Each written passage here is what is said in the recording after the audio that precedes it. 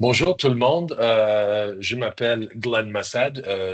J'ai une formation en communication et relations publiques et je travaille dans le secteur caritatif depuis 15 ans et je suis chez BNP pour presque 4 ans et je vis à Halifax.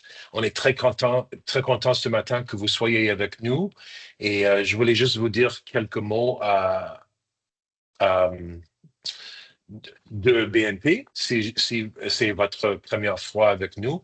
Ça fait presque 27 ans qu'on est en business et on a commencé à Montréal et maintenant nous sommes une euh, compagnie nationale à travers le Canada. On a spécifiquement en Atlantique, on a fait déjà 62 euh, campagnes majeures de financement. Et on était très fiers de ça. On a aidé les organisations à lever des fonds de plus que 2 millions de dollars à date, et ça continue. Deux- Euh, 200. 200 000, excuse-moi, 200 Ah, millions, ouais. 200 millions, Super. 200 millions de dollars, pardon. Oui. Et parmi ces 62 projets, notre taux de succès est à 100%. Donc, on est très fiers de ça. Notre philosophie comme compagnie, c'est qu'on reste avec nos clients jusqu'au moment que le projet atteint leur but. Donc, on est très fiers de notre politique de ça, comme ça. Et je veux introduire notre équipe. Comme je t'ai dit, comme je vous ai dit, je suis à Halifax et notre vice-président, Monsef Lacoisse, est à Moncton. Et Van, qui est un consultant avec nous, est aussi à Moncton. Monsef? Tu as oublié une personne. Oh, pardon! Non? Karoji! Karoji est à Moncton aussi. Deux Oh, personnes. et Marie. Karoji et Marie. Marie, Voilà. notre chef de communication, elle est à Montréal et elle est avec nous ce matin et on est très content que notre équipe se présente ce matin. Merci Excuse-moi. beaucoup. Pas grave. Merci beaucoup pour l'introduction, Glenn. C'est toujours un plaisir de Merci. faire ça avec toi, avec l'équipe. Bon matin, tout le monde. Ça va? Pour ceux qui ont des caméras, je vais voir que oui. Pour les autres, malheureusement, je ne peux pas les voir. Écoutez, vous voyez vous voyez mon écran? Parfait. Alors, vous voyez que la première des choses qu'on commence avec, c'est la caméra. Parce que c'est toujours plaisant de parler à un public, à un auditoire, et c'est pas si plaisant que ça de parler à des petits écrans vides. Alors, je sais que vous avez mille et une choses, mais j'apprécierais énormément si vous prenez le temps de tourner les caméras, comme ça va être interactif. On va parler un peu, vous allez parler un peu, on va apprendre ensemble plusieurs choses sur tout le qu'on appelle ici le fundraising, donc les collectes de fonds. Mon nom est Monsef Lacroix, ça fait 2 ans que je suis avec la compagnie. Je commençais comme consultant senior. 1 an plus tard, j'ai été chargé de prendre en charge Atlantique comme vice-président Atlantique. Et tout récemment, je suis vice-président croissance d'affaires, finance et aussi vice-président Atlantique. J'ai avec moi une excellente équipe. Le plus ancien de la gang, c'est Glenn. Ça fait à peu près 5 ans qu'il est avec la compagnie. Il fait du travail remarquable dans le marché de la Nouvelle-Écosse. La deuxième plus ancienne, je dirais, c'est Marie, est en charge des communications et du marketing à la compagnie, elle est à Montréal. Van est avec nous comme consultante senior. Et la plus nouvelle, le The Baby de la gang, c'est Carole J. Elle s'est jointe ça fait quelques semaines. Donc, c'est toujours un plaisir d'avoir et de travailler avec ce bon monde. Maintenant, la parole sera à vous. Donc, à tour de rôle, Glenn va nommer des noms. Parce que, n'est-ce pas, Glenn? Donc, tu vas juste nommer dépendamment de l'ordre sur ton écran. J'aimerais savoir qui vous êtes, qu'est-ce que vous faites. Puis, c'est ça. On va passer à ceci brièvement parce qu'on a un petit agenda à couvrir. Et j'aimerais vous entendre surtout vos questions par rapport à qu'est-ce que vous faites dans le cadre de votre travail et comment que ceci peut être relié à du fundraising, de quelle façon qu'on pourrait vous aider à rendre la chose plus efficace à l'intérieur de votre domaine d'activité. Alors, Glenn, vas-y. Parfait. Morgane, comment allez-vous? Donc, je vais bien. Donc, je travaille au Salon du Livre depuis 2024. Donc, on est organisme à but non lucratif. On organise un événement littéraire. Donc, c'est un Salon du Livre francophone. On est en minorité anglophone, là, Dieppe Moncton. Et puis le gros défi, comme toutes les OBNL, c'est de trouver des fonds. On offre en fait, donc des auteurs viennent, il y a des ventes de livres et puis les auteurs viennent proposer des activités, tout est gratuit, donc l'entrée du salon ainsi que toutes les conférences, les ateliers. Mais on a fait le choix en 2024 quand je suis arrivée de faire l'événement gratuit, ce qui est très bien parce que c'est quelque chose pour la communauté, mais ça met quand même beaucoup de pression parce que du coup, on n'a pas de fonds qui rentrent, on dépend vraiment des subventions. Donc, c'est toujours la balance avec, on veut offrir quelque chose de bien, quelque chose de gratuit, mais il nous faut de l'argent pour faire ça. Et puis, moi, je tiens vraiment à ce qu'on reste gratuit. Donc, voilà, donc notre gros défi, c'est la rétention des bénévoles, comme toutes les OBNL, et puis essayer de trouver différentes sources de financement. Là, cette année, on a une mauvaise surprise, et puis on a un financement de 25 000 $ qui n'est pas rentré, qui rentrait depuis 30 ans. Et ben ça, par exemple, on ne l'avait pas prévu. Donc ça nous fait un trou dans notre budget. Puis ces 25 000 $, c'est difficile d'aller les rechercher. Donc en fait, je me dis qu'on n'a peut-être pas assez de diversification des financements, ce qui fait que quand on a un gros financement qui tombe, et qui tombe au dernier moment, genre au mois de mai, et que notre événement est en septembre, ça ne nous laisse pas beaucoup de temps pour se retourner. Et ton rôle, Donc, c'est Morgane? Je suis directrice du Salon du Livre. Alors, c'est une structure je travaille toute seule. Donc là j'ai pu avoir des étudiants avec moi, mais c'est un emploi à plein temps, mais une personne en poste toute seule. Donc, la réalité des OBNL, c'est ça. C'est aussi la pression parce que je fais absolument tout dans la structure. Donc, si j'arrive à avoir d'autres financements, j'arrive à avoir une personne qui est avec moi et qui peut m'épauler parce que de faire tout de la comptabilité à tout le reste. Puis ça, je pense que c'est la réalité de beaucoup d'OBNL. Les semaines sont longues, les journées sont longues, les mois sont longs. Parfait, merci. Merci, on va parler de tout ça. Justement, c'est parfait. Louise Martin. Oh, you're on mute. Vous attendez. Oui. Désolée. Pas grave. Je suis Louise Martin, je suis au Collège communautaire du Nouveau-Brunswick. Nous sommes une institution postsecondaire au Nouveau-Brunswick, francophone. Je suis présentement en transition vers le poste de gestionnaire du développement philanthropique et des relations communautaires. Moi, je suis ici ce matin, c'est tout nouveau pour moi, le domaine de la philanthropie. Alors, nous sommes à prévoir une campagne majeure de financement d'ici les prochains mois.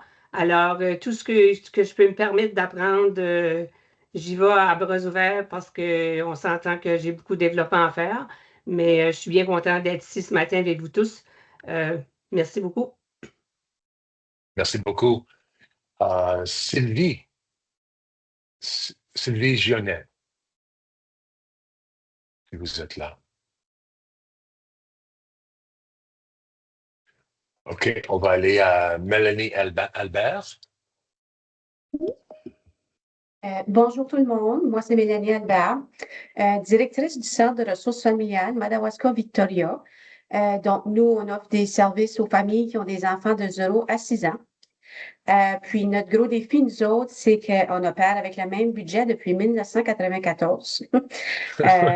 Donc, c'est pas évident avec le coût de la vie qui monte et tout, puis les demandes des familles aussi à la hausse. Donc, nous, on est à la recherche constamment de fonds, de subventions pour pouvoir opérer le centre. Fait que c'est pour ça que je suis ici aujourd'hui. Merci, c'est parfait. Bienvenue. Heidi Wilson. Bon matin tout le monde. Donc, moi, c'est Heidi Wilson. Je suis ici de la part du Centre des femmes de Montréal. Je viens de me joindre à l'équipe, ça fait seulement que 2 mois. J'ai œuvré plutôt dans le domaine corporatif au niveau des investissements communautaires. Maintenant, je me trouve dans l'autre camp, donc être demanderesse. Et puis, nous aussi, on a des gros défis. On a eu quelques subventions qui sont moindres que par le passé et notre édifice qui est historique est en état de déclin, voulons dire. Alors, on a plusieurs défis devant nous, campagne majeure à venir. Alors, je suis là pour apprendre le plus que je puisse. Je vous écoute. Excellent, merci beaucoup. Reine, Bonjour, je suis Reine, je suis coordinatrice régionale de la résilience et conseillère en développement communautaire pour le réseau de santé Vitalité à Restigouche. Dans mon rôle de coordinatrice régionale de la résilience, je gère un fonds octroyé par le gouvernement et je dois utiliser ce fonds-là pour pouvoir aider les partenaires à développer des activités qui seront gratuites pour la communauté. Mais ce fonds, il est limité. Ça ne peut pas permettre de couvrir tous les besoins de mes partenaires pour qu'ils puissent offrir ces services-là gratuitement. Et je me rends bien compte que la recherche de fonds pour tout ce beau monde-là est un vrai enjeu. Donc, je participe à cette réunion aujourd'hui, c'est pour me permettre de m'outiller, vraiment les orienter sur comment rechercher des fonds supplémentaires si ce qu'on leur donne déjà à la table de la résilience n'est pas assez. merci beaucoup. J'ai pas un nom sur l'écran, mais notre collègue à Camp Canac. Allô, moi c'est Josiane. Dans le fond, on est le camp Canac de Kedgewick. Moi, je suis coordonnatrice du financement de la mission là-bas. Ça a fait 2 ans. Ça fait 6 ans que je suis ici. Puis dans le fond, nous, on offre des services de répit et de camp de vacances dans les 2 langues pour les personnes à besoins particuliers du Nouveau-Brunswick et aussi des provinces avoisinantes. Puis on n'est pas subventionné par le gouvernement comme tout le monde. Puis justement, ça devient compliqué des fois d'aller chercher des fonds pour faire survivre la bâtisse puis continuer d'offrir nos services qui sont essentiels. Donc, si je peux apprendre d'autres façons d'aller chercher des fonds, des meilleures façons, ben, je suis là pour ça aujourd'hui. Excellent, merci. Brenda Berrido. Je suis agent de développement et programme Vitalité de la région d'Acadie-Chaleur dans le nord-est du Nouveau. Notre tâche principale, c'est d'accompagner les gens aller chercher des avec la communauté, faire des achats d'équipements pour. Je suis une nouvelle employée depuis août dernier, donc c'est ça. Pour apprendre avec vous autres comment. Brenda, on t'entend un petit peu mal, Brenda, puis on t'entend loin.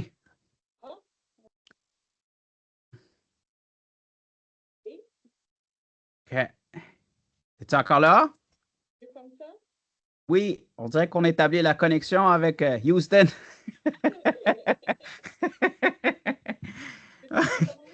Ouais, c'est un petit peu mieux. Okay. Parfait. Tu veux que je recommence de nouveau? Ou? J'ai entendu, c'est juste que si tu es proche de. Tu sais, tu peux te rapprocher du micro ou quelque chose. Ou... Okay. Parce qu'on t'écoute loin, puis des fois, ça coupe. Non, ben c'est ça. Dans le fond, moi, je suis là avec vous autres pour apprendre à comment mieux avoir des outils, dans le fond, pour aller chercher des sous. Parfait. Okay, Tu es de la péninsule, hein? Oui, c'est ça. OK, c'est ça. Oui. Parfait. Merci. Oui. Merci beaucoup. Lisa Turner, bonjour. Tanner? Bonjour, c'est ça. Tanner, excuse me, Tanner, my God. Tanner, c'est bien Mes correct. lunettes. Oh, je dois changer mes lunettes, pardon. Non, c'est bien correct. Je m'ai fait appeler pire, ça fait que c'est sorti ce matin, c'est correct. Bonjour tout le monde, mon nom est Lisa Tanner.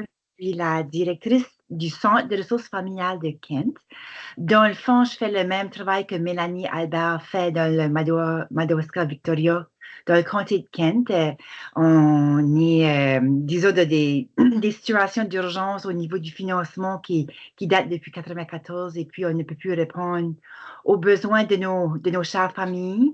Alors, je suis ici pour apprendre des façons plus efficaces pour aller chercher des fonds.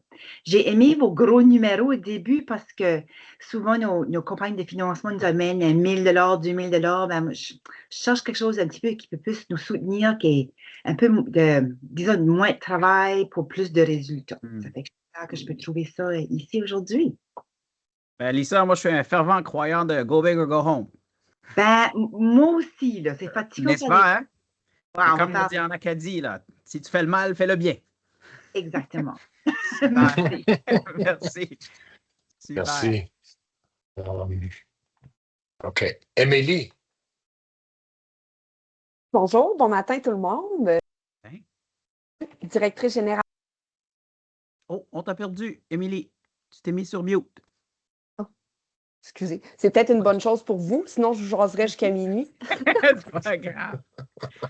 Donc, la mission de la Fondation des Camps Odyssée, c'est vraiment assurer et promouvoir l'éducation et la formation de la jeunesse en soutenant une expérience pour ces jeunes-là en camp et en plein air, peu importe leur situation socio-économique, physique et intellectuelle. Nos axes d'intervention sont clairs: accessibilité pour tous, soutenir la démarche éducative, protection des patrimoines naturels et bâtis et aide aux opérations des camps Odyssée. On est à la veille de partir une grande campagne majeure de financement pour répondre aux besoins grandissants des jeunes et des camps Odyssée. Notre augmentation des demandes est annuellement en moyenne de 20 autant au niveau du nombre de jeunes soutenus que de l'aide octroyée par la Fondation. Donc, je suis toujours à l'affût et curieuse de connaître quelles sont les opportunités de financement autres pour la pérennité et l'augmentation des aides que la Fondation peut apporter à nos leaders de demain. Excellent. Wow, excitant. T'es Christ- passionné, hein? Ça se voit. Yes. Good. Oui, c'est mon ça. café est bon. Je suis craquée. Parfait. Tu me Bon, diras où c'est- tu l'achètes. Je serai preneur. Parfait. Parfait. Christian Paulin. Oui, bonjour. Moi, je suis Christian Paulin du Centre de bénévolat de la péninsule acadienne. Je suis gestionnaire des services administratifs puis des opérations. Puis, ben, c'est ça. Nous, on est un gros centre OSBL, puis on a plusieurs programmes. Puis, ben, on est intéressé en apprendre plus parce que c'est sûr qu'il y a plusieurs programmes qui sont subventionnés. Puis, il y a une vente de services aussi dans nos programmes. Mais il y a des manques à gagner. Ça fait qu'on est intéressé là, à en apprendre plus sur d'autres sources. Okay. Merci. Chanté. Chanté. Notre collègue de Autism Resource Center. Oui, bonjour, je m'appelle Catherine Jose Bechlem, je suis la directrice générale du Centre de ressources sur l'autisme du sud-est du Nouveau-Brunswick. Et comme tout le monde, les subventions du gouvernement sont un peu limites et on cherche de nouvelles façons, de nouvelles opportunités de développer de nouvelles rentrées d'argent pour pouvoir développer nos programmes et servir la population autiste de tous les âges sur notre territoire. Chanté. Merci. Félix Parent. Bonjour.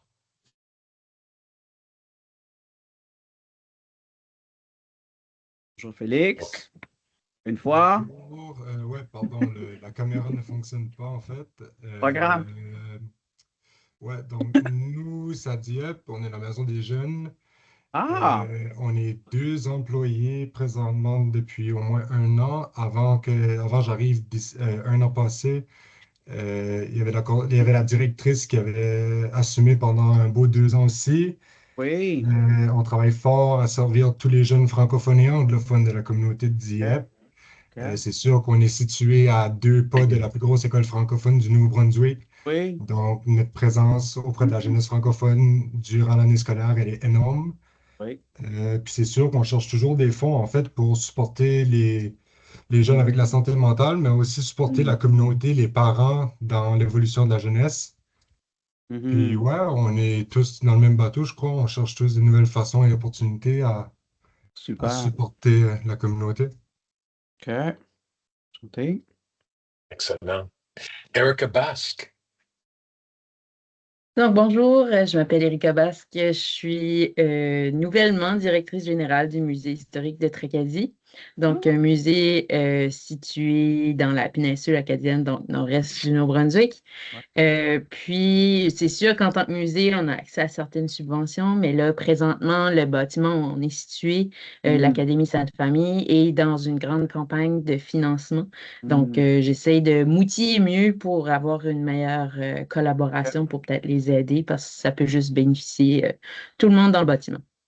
Absolument. Chantez, Ricard. Excellent. Bonjour. Aurélia Moyen. Allô? Oui, bonjour. Oui, bonjour. Moi, c'est Aurélia Moyer de l'association multiculturelle. Puis nous Laquelle? accompagnons les nouveaux arrivants pour Quelle faire ceux qui soient association bien multiculturelle? Région Chaleur. OK. Parce qu'il y en a plusieurs. Oui, c'est vrai, désolée, j'ai oublié de OK, non, c'est pas préciser. grave. Puis moi, je suis coordinatrice communautaire. Mon rôle, c'est de coordonner des projets, des événements communautaires afin de mobiliser comme les partenaires et rechercher comme des fonds pour soutenir les initiatives communautaires qu'on fait ici dans la région Chaleur. Puis moi aussi, mon rôle, c'est de créer les activités afin de créer des ponts entre les nouveaux arrivants et la communauté locale. Donc, on est financé par le gouvernement, mais pour certaines activités, on va aussi chercher des fonds ailleurs pour pouvoir comme mettre en place des activités. Donc, c'est pour ça que je suis là aujourd'hui, pour identifier les opportunités de financement autres qu'avec le gouvernement et tout. Merci. Merci. Excellent. Lynn Rieux. Bonjour. Bonjour. Moi, je suis la coordinatrice de programme du Centre de pédiatrie sociale du Sud-Est du Nouveau-Brunswick. Donc, je suis chargée de remplir les subventions puis aller chercher pour des fonds. Puis, je soutiens aussi les 3 comités locaux donc qu'on utilise pour nous aider à desservir les familles à travers de nouveaux médecins, travailleurs sociaux, des familles vivant des situations vulnérables. Tu dois être nouvelle, Lynn, hein? Ça fait 2 ans que je suis là.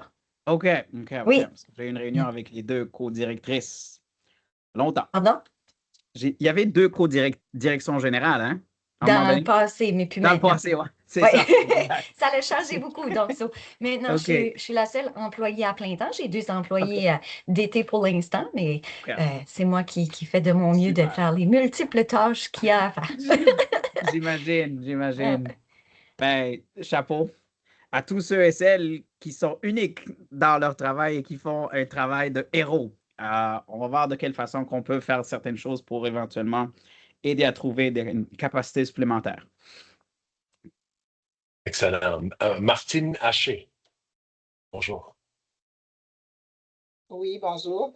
Christian en a parlé tantôt. Moi, je suis la directrice générale du Centre de bénévolat de la péninsule acadienne. On est une grosse organisme avec plus d'une quinzaine de programmes, plus de 250 bénévoles, mais aussi près de 200 employés rémunérés. On a beaucoup de programmes, puis beaucoup de programmes subventionnés. Mais moi, qu'est-ce que je recherche ici, c'est du financement complémentaire. On développe beaucoup de services spécialisés, puis on aimerait rendre l'accessibilité à nos services spécialisés plus gratuit pour les gens. Juste par exemple, on vient de développer un nouveau programme où est-ce qu'on a une certification au niveau national par la thérapie assistée par les chevaux pour les jeunes à besoins très complexes. On aimerait que cette thérapie-là devienne gratuite ou très abordable pour que ça soit le plus accessible. C'est beaucoup d'avoir des fonds complémentaires pour rendre des services accessibles. C'est vraiment ce qu'on recherche beaucoup aussi. Puis aussi d'assurer la pérennité de certains projets qui s'en viennent à terme, donc pour s'assurer qu'on continue les projets qu'on a déjà débutés. Chantez, Martine. OK. Notre collègue à la direction phare familiale. Allô, mon nom est Sabrina, je suis la directrice générale du phare familial. On opère au sein d'une école depuis 2009. On offre des services aux enfants et aux familles. Notre activité principale, c'est un service de garde. En étant situé dans une école, les écoles, on sait, la population augmente, les besoins pour les enfants augmentent, mais aussi les besoins scolaires augmentent. Donc, nous allons perdre nos locaux à l'intérieur de l'école. Nous devons déménager. Notre principal défi, c'est qu'en tant qu'OBNL, faire l'acquisition d'un bâtiment, avoir les fonds pour le down payment, puis être capable d'avoir les prêts, c'est très compliqué et très demandant. Donc, nous sommes dans ce processus-là de faire l'acquisition d'un bâtiment, c'est de rechercher quelle sorte de financement qui s'implique à l'infrastructure. Tu devrais parler à Uni. Ah, on a déjà parlé à Uni. Super. Les conversations sont avec Uni et d'autres. OK. Mais oui, on a aussi une partie du projet, c'est de sortir, on sort d'un milieu très communautaire, mais on veut amener cette communauté-là avec nous.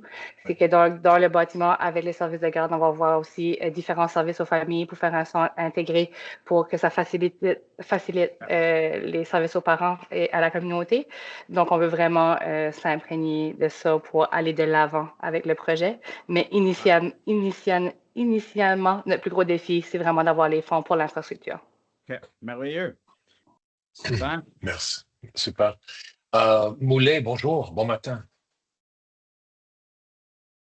Oui, bon matin. Donc, Moulay Chbi, je suis directeur général du comité d'accueil, d'intégration et d'établissement des nouveaux arrivants dans la péninsule acadienne. Je suis en poste depuis 3 mois. Et je découvre une certaine réalité dans la péninsule acadienne. Erika, nous sommes voisins, j'habite juste derrière l'Académie Sainte-Famille, donc depuis 3 mois. Donc ma réalité aujourd'hui, c'est que nous avons des baisses de budget qui sont déjà annoncées par nos bailleurs de fonds. Et puis j'ai quand même une volonté de faire développer un certain nombre de choses et de maintenir mes services de base, mais aussi de monter de nouveaux projets. Donc, je suis naturellement à la recherche de nouvelles façons de trouver des fonds pour mener à terme mes projets. Voilà. Enchanté, Moulay. Enchanté, Moussef. Ouais. Et finalement, Kamal, bon matin. Alors bonjour, désolé, je n'ai pas une bonne connexion actuellement, donc ma caméra elle sera pas clean, mais moi c'est Kamal, je suis trésorier de l'association communautaire pour l'inclusion par le sport. Alors nous, notre objectif il est très simple, hein, rassembler le monde ensemble pour pouvoir pratiquer du sport ensemble, pour pouvoir vivre tout le sport ensemble. Tout de suite, on organise deux éditions actuellement. Nous avons un tournoi amical de Moncton. Nous sommes basés ici à Moncton, où nous organisons un tournoi où il y a plusieurs équipes qui se rassemblent ensemble pour jouer de soccer ensemble. Et de notre côté aussi, nous avons le Village des Nations avec aujourd'hui la Coupe du Monde de soccer qui a lieu. Nous avons essayé de louer une salle pour essayer d'inviter tout le monde de différentes communautés pour pouvoir venir suivre le match de soccer ensemble. Alors nous, notre défi, c'est vraiment la rétention de bénévoles. Puis nous aimerons tout de suite, nous sommes concentrés que sur le soccer, mais nous aimerons étendre en fait le patrimoine et aller un peu plus sur le hockey avec tout d'autres sports. Donc notre défi actuellement, c'est vraiment le financement. Nous sommes sponsorisés tout de suite par pas mal d'organismes privés, mais ce n'est pas assez là. Donc, on aimerait voir en fait c'est quoi les options qu'on a pour pouvoir aller chercher un peu plus de moyens pour pouvoir atteindre les ambitions que nous avons. En tout cas, je vois ce que vous faites sur Facebook. C'est pas mal cool. Merci. Plaisir. Continuez le beau travail. Merci. Est-ce qu'on a passé tout le monde? Merci beaucoup d'avoir pris le temps de vous introduire et de parler un petit peu de vos défis, de qu'est-ce que vous faites, mais aussi, vous paraissez toutes et toutes passionnés. Vous avez fait le choix de travailler dans le secteur à but non lucratif qui vient avec énormément de défis. Et je vous salue pour cette décision parce que, oui, les défis sont là, mais comment je dirais, le reward, là, tout le bénéfice que vous allez soutirer de servir des gens qui sont dans le besoin de différentes façons, c'est quelque chose que l'argent ne peut jamais remplacer. Donc, nous, on va passer du temps ensemble pour parler de plusieurs choses, planification stratégique, on va parler de fundraising, entre autres de levée de fonds, que ce soit des petites levées de fonds, des grandes levées de fonds, et on va échanger ensemble sur les façons, les key takeaways, les petites choses que vous pouvez garder avec vous. On essaie de bâtir une présentation très technique dans la mesure où il y aura peut-être des petites choses que vous pouvez revenir au bureau puis commencer à mettre certaines choses en action, quitte à ce que ça fait une petite différence dans votre travail. La seule chose que je dirais, c'est qu'on n'est pas loin. Donc, vous allez avoir mes coordonnées et celles de mes collègues à la fin.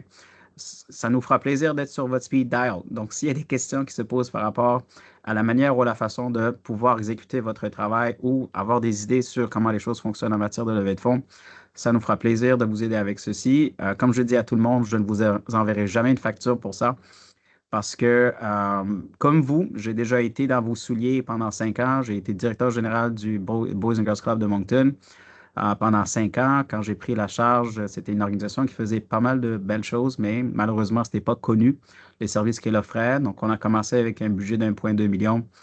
5 ans plus tard, on a augmenté ça à 5 millions. Donc, oui, le fundraising, les levées de fonds, ça fonctionne. Parce que quand j'ai commencé, on était peut-être sur 250 000 par année de levée de fonds. Puis, à la dernière année, j'ai laissé ça à peu près 1 million par année de levée de fonds. Le reste, c'était du gouvernement. Donc, est-ce que vous voyez mon écran? Ça va? Let's do this. Voilà. Alors, vous avez parlé de défis. On dirait que vous avez anticipé cet acétate. Et les défis sont énormes. Je les comprends, je les ai vécus. Pour certains d'entre vous, je veux dire, qui font déjà un petit peu de fundraising, les attentes des donateurs sont rendues extrêmement différentes, plus exigeantes qu'elles étaient auparavant. L'engagement dans la collecte de fonds, la concurrence croissante. Vous êtes plusieurs et nombreux organismes et vous compétitionnez tous pour la même chose, n'est-ce pas? L'attention, que ce soit des gouvernements, différents paliers gouvernementaux ou des donateurs, vous voulez du cash. Et la chose la plus difficile que vous allez devoir faire, c'est être dans le top 3, dans le mindset des gens. Pourquoi je devrais donner un chèque à vous et non pas aux autres, n'est-ce pas? C'est une question très pertinente. Pourquoi toi et non pas quelqu'un d'autre? Je pense que juste dans la région du Sud-Est, si je ne me trompe pas, il y a 97 organismes à but non lucratif, juste dans la région du Sud-Est. Et si je ne me trompe pas, les statistiques au niveau provincial, il y a à peu près 4000 organismes à but non lucratif au Nouveau-Brunswick. Seulement. Et ça en fait des demandes toutes les années. Ça fait des événements, ça en a fait plusieurs choses, que ce soit au niveau gouvernemental, de trier, passer à travers toutes les grants, toutes les demandes de subventions, mais aussi toute la question du privé, du fundraising. Démontrer l'impact de ce que vous faites, on va en parler éventuellement. Les coûts et les financements, c'est en augmentation, surtout ceux et celles qui contentent des campagnes majeures de financement. J'ai fait un projet à Hampton où, avant COVID, il était évalué à 16 millions pour un centre récréatif et on l'a fini à 30 et quelques millions aujourd'hui. Ceux et celles qui sont dans la péninsule acadienne, vous savez bel et bien que le Centre uni, lorsque la ville a déposé la demande de financement pour le centre, je pense que c'était 17 millions. Et aujourd'hui, c'est rendu à 30 et quelques millions aussi. On parle d'un centre récréatif à Riverview, qu'on a fait la campagne pour. Puis je pense que la facture est au-dessus de 90 millions pour un centre récréatif. Donc, les coûts sont rendus extrêmement exorbitants. Et ce que vous auriez pu faire longtemps passé, malheureusement, aujourd'hui, ça prend un petit peu plus de sous pour le faire. Recrutement et fidélisation des donateurs, c'est pas évident. L'efficacité et l'effectif et les ressources limitées, dont j'en ai entendu. Et aussi, malheureusement, c'est ce que vous faites extrêmement difficile, dans la mesure, c'est pas toujours facile d'attirer du talent, mais c'est encore plus difficile de le garder. Pour mille et une raisons. C'est God's work pour pas beaucoup. Et malheureusement, je veux dire, il y a beaucoup de pression sur le staff qui est en affaire extrêmement beaucoup. Il y a des domaines qui sont un petit peu plus délicats que d'autres, donc ça en fait beaucoup pour les gens qui sont impliqués. La dépendance excessive à quelques sources de financement, entre autres le gouvernement. L'économie, bien évidemment, les tarifs et autres, ce qui se passe aux États-Unis vous affecte, que vous le voulez ou non. La crise du pétrole aujourd'hui, ou bien le prix du pétrole aujourd'hui ou autre, ou la guerre en Iran affecte l'approvisionnement, etc. Ça vous affecte, que vous le voulez ou non. La technologie, etc., etc. Est-ce qu'il y a d'autres défis qu'on n'a pas mentionnés? Est-ce qu'il y en a des choses qui se passent dans votre quotidien qu'on n'a pas résumées dans cet acétate? Hein? Est-ce qu'on rajoute l'acétate des conseils d'administration? Est-ce qu'on veut parler de ça? Hein? Rajouter à ceci le fait que pour les directeurs généraux, ben, vous êtes dans le milieu. Hein? Vous êtes entre le staff et entre le CA. Et vous ne pouvez ni vous rapprocher du CA parce que vous travaillez pour eux, ni vous rapprocher du staff parce qu'ils travaillent pour vous. Et vous êtes pas mal dans une situation unique, très spéciale. Donc, ce que je veux dire par là, c'est que vous n'êtes pas seul. Regardez dans les petits écrans, puis vous faites tous quasiment la même chose, n'est-ce pas? Plus tard, on va échanger vos contacts avec votre permission. Si vous voulez demander de l'aide à quelqu'un d'autre par rapport à politique, par rapport à une stratégie ou façon de faire, ou juste une petite oreille, si les gens sont disponibles pour échanger un petit peu les meilleures pratiques, on va le faire. Parce que ceci se veut aussi d'être un espace d'échange. Donc, ce n'est pas juste nous qui allons passer des messages, mais à l'intérieur de vos organisations, il y a des choses qui se passent extrêmement bien. Okay? Et ça vaut la peine de pouvoir échanger pour être en mesure de vous entraider parce que c'est très, très, très, très important. Donc, combien d'entre vous ont une planification stratégique à jour? 1, 2, 3, 4. Combien d'entre vous ont une planification stratégique avec des chiffres, des KPI, des facteurs clés de succès? OK. Parfait. Pour les autres, soit que vous n'avez pas une planification stratégique à jour, ou si la planification existe, mais malheureusement, il n'y a pas de chiffres. Comment je vous dirais? Puis on va être honnête. La planification stratégique, ce n'est pas du domaine de l'exécutif, hein, je veux dire de l'opérationnel. C'est un petit peu la gouvernance. Et la majorité des planifications stratégiques, c'est un conseil d'administration qui se met ensemble. Ben, c'est un appel à proposition. On engage un consultant. Le conseil d'administration se rassemble, hein, une demi-journée ou quelques petites heures les soirs et les fins de semaine. Après ça, c'est la wish list, c'est la liste d'épicerie. N'est-ce pas? On veut plus de cash, on veut plus de personnes à desservir, on veut plus de visibilité, n'est-ce pas? Est-ce qu'on parle du comment à l'intérieur de cet exercice? Souvent. Non. OK.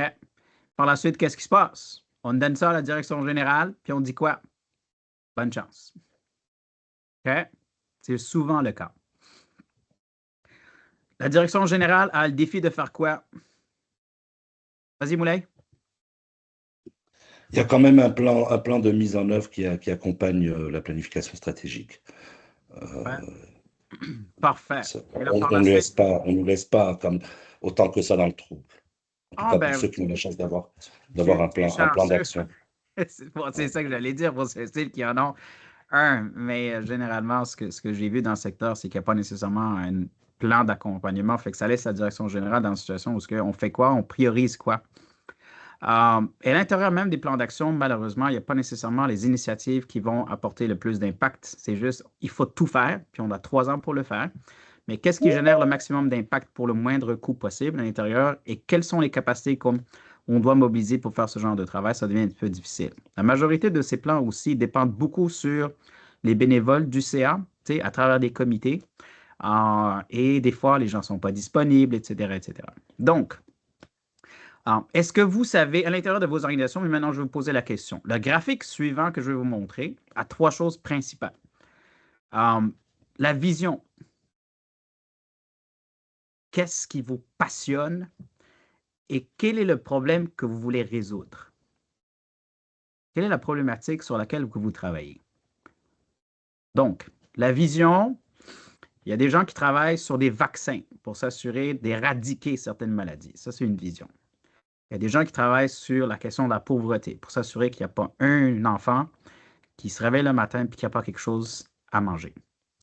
N'est-ce pas? Il y a des gens qui travaillent sur l'aspect de l'éducation pour s'assurer que ce soit aussi bien pour les hommes que pour les femmes, pour s'assurer que tout le monde a le droit d'aller à une école et d'avoir l'éducation nécessaire. Vous faites quoi? Autre que la chose que vous faites, mais pourquoi vous le faites? Ça, c'est très, très, très important. La deuxième chose importante à considérer, c'est le value proposition. Qu'est-ce que vous êtes bon à faire? Parce que ce qui se passe dans les organismes à but non lucratif, c'est qu'on fait tout, n'est-ce pas? Pourquoi?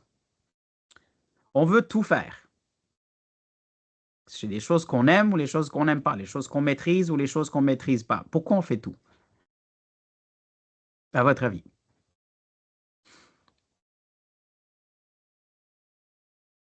N'est-ce pas? Du cash. C'est qu'on tourne d'un cercle vicieux tout le C'est temps. ça. Exact. Oh, il y a une demande de subvention pour faire ceci. Allons le faire. C'est ça. Oh, il y a de l'argent là. Allons le faire. Et dans le fond, ce que vous êtes en train de faire maintenant, c'est de créer plus de stress parce que vous êtes en train de faire des choses et demander des choses à votre équipe qui ne sont pas nécessairement et toujours en train de chasser des grants, hein, des subventions. Pour combien de temps? 6 à 12 mois? Après ça, vous tombez dans le même cycle. On dirait que c'est comme l'écureuil. Ah, il y a de l'argent ici. Ah, il y a de l'argent là. Il y a de l'argent ici. Mais ce qu'il faut comprendre, c'est qu'est-ce que vous êtes bon à faire. Donc, éliminez les distractions, puis posez-vous la question, on fait quoi?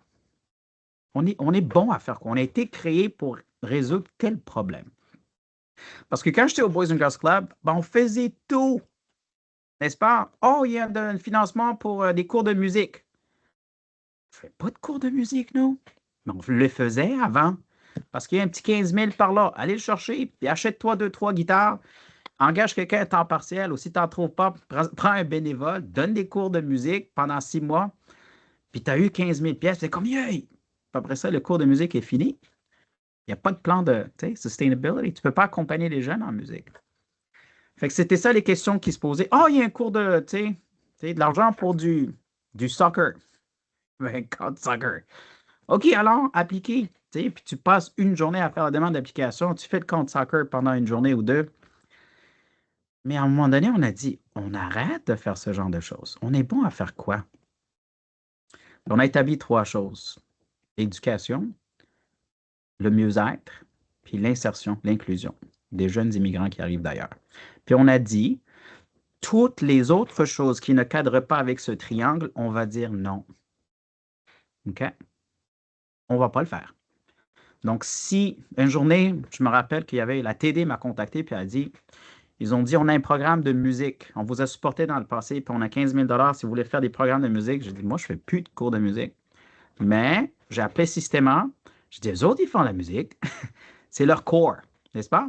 Ils sont excellents à faire de la musique. Parlez-vous. Parce que moi, si tu veux me supporter, ben voici mes priorités. Si tu as quelque chose pour l'éducation, je suis preneur. Si tu as quelque chose pour le mieux-être, je suis preneur. Si tu as quelque chose pour l'inclusion des jeunes immigrants, je suis preneur. À part de ça, je ne fais rien d'autre. Si tu veux me financer pour le soccer, je t'envoie à Soccer Diable. Okay? Mais ce que je fais avec Soccer Diable, c'est que je fais un partenariat et j'envoie mes jeunes à Soccer Diable. Et je fais tout ce que je peux pour pouvoir avoir du cash pour Soccer Diable. Parce que Soccer Diable ou Soccer Moncton ou Kodiak, c'est ce qu'ils font, c'est leur core. Et moi, je collabore avec eux. Donc, grosso modo, ce que j'essaie de passer comme message, c'est prenez le temps de faire le ménage dans votre mission parce que des fois, vous êtes en train de faire trop de choses et vous pensez que vous pouvez aller chercher du cash alors que ce n'est pas vrai. En se focalisant sur les choses que vous êtes extrêmement bon à faire, vous réduisez le temps de chasing, mais vous augmentez aussi votre présence et vous renforcez dans la tête des gens que c'est ça qu'on fait et c'est ça qu'on fait bien. N'est-ce pas? Parce que des fois, les gens nous disaient, on a fait un assessment de la part d'un point de vue marketing, puis on a dit aux gens, est-ce que vous connaissez le Boys and Girls Club? Puis tout le monde disait oui. Puis la deuxième question qui suivait, c'est que, est-ce que vous savez ce qu'on fait? Il y en a peut-être un ou deux qui disaient, ben, vous faites des trucs pour les jeunes. Oui, mais qu'est-ce qu'on fait? Personne ne savait. Puis c'est là où on a dit, on a un problème.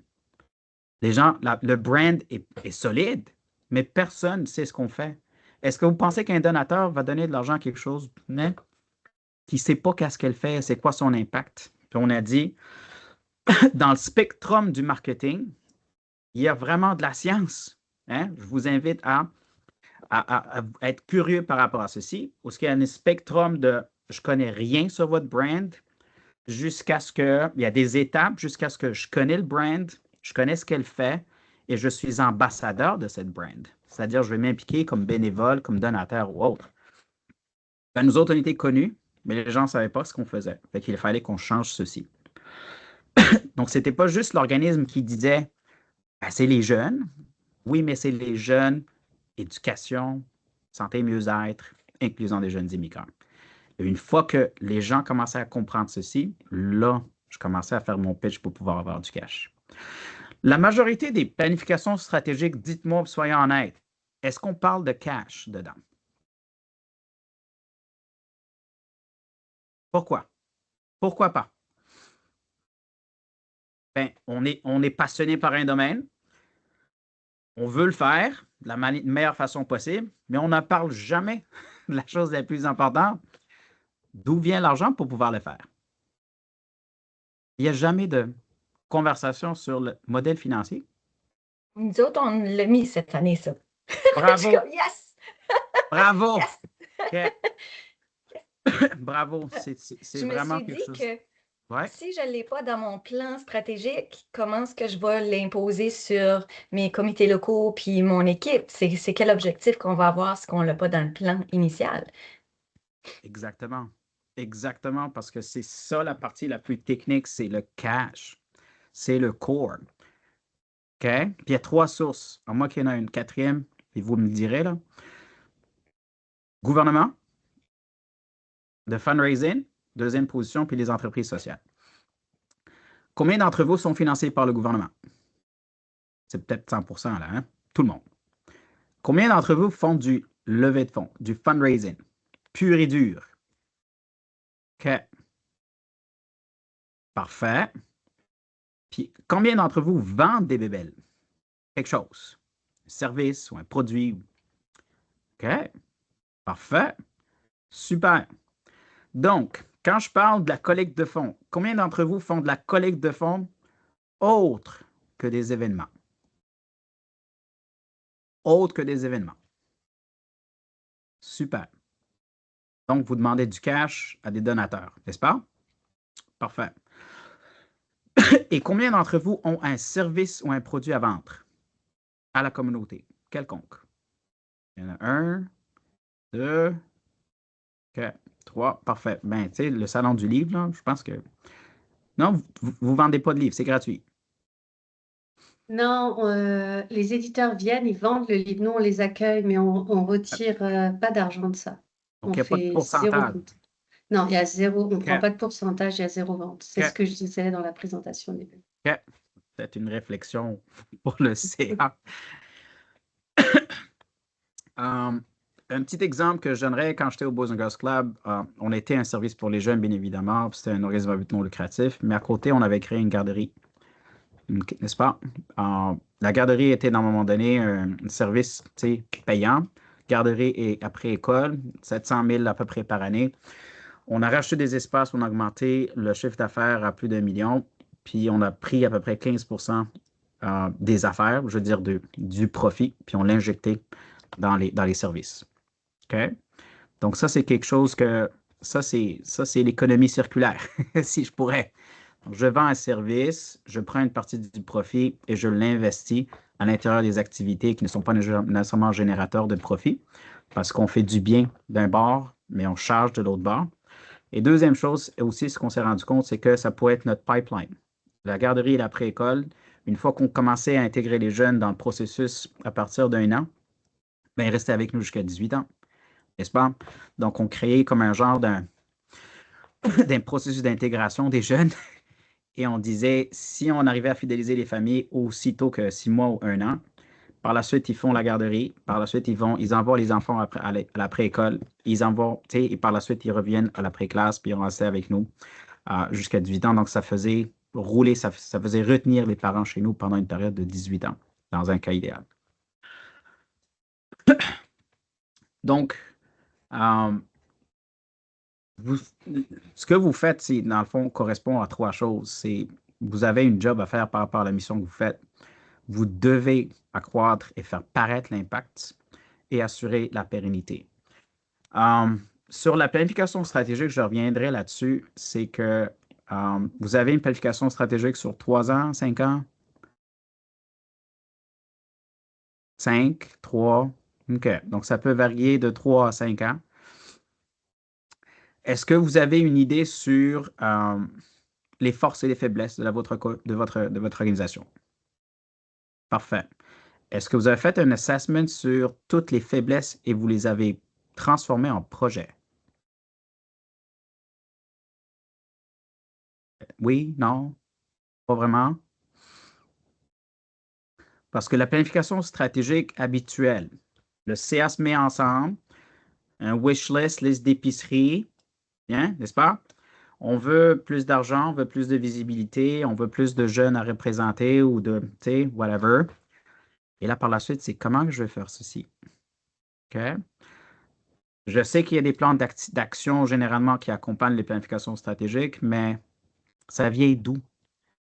Les actions que vous allez faire sont backées par quoi? Les choses que vous êtes bon à faire, c'est parfait.